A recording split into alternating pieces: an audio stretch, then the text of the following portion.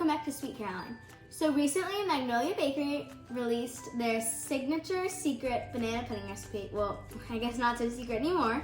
So when I went there in New York, I had their banana pudding and it was really good. So I'm gonna try to make some today and see if I can have it taste the same way as I did when I was there.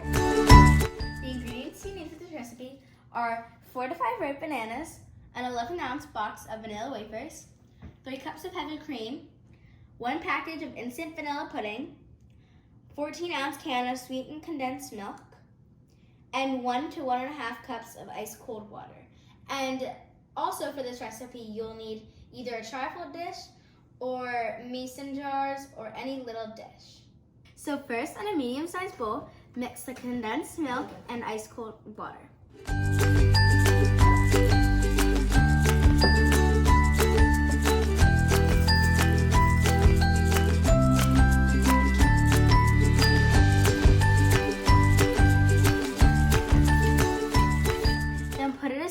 And get another medium-sized bowl and pour in 1 packet of instant vanilla pudding mix.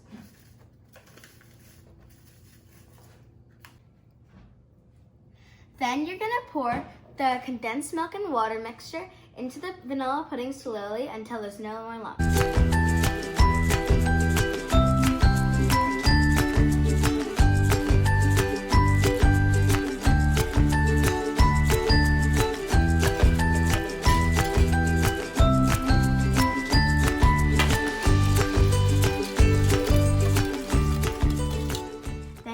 Cover it with plastic wrap and refrigerate for an hour or overnight. So after you've refrigerated for an hour or overnight, you're going to take a separate bowl and whip the heavy cream until stiff peaks form, about a minute on low speed.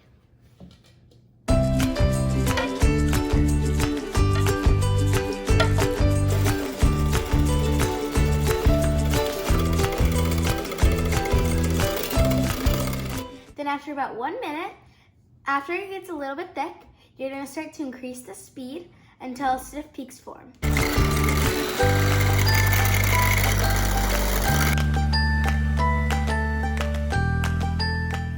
Then, after you have stiff peaks, you're gonna take your pudding mixture and slowly add it in to your whipped cream mixture and mix it on low speed until blended.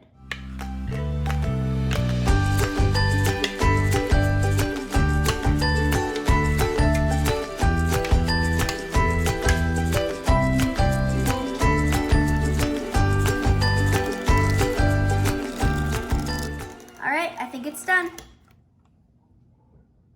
Then you're gonna slice your bananas.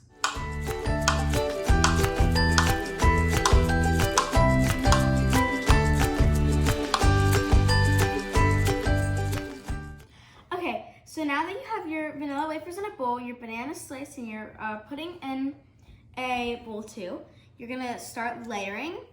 So the layers go pudding, cookies, banana, and you just keep doing that until it's full.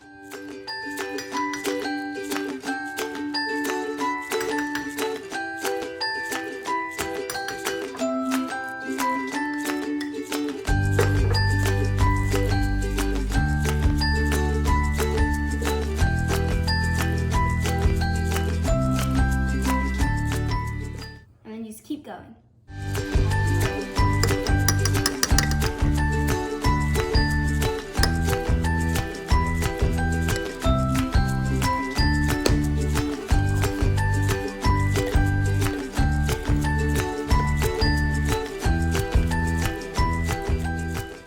So now you can crush cookie crumbs and add them on top.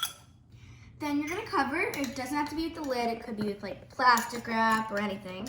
And then you're going to refrigerate for another 4 to 6 hours. So after it's been refrigerated for 4 to 6 hours, it's ready to eat. I'm gonna try some now, so here we go.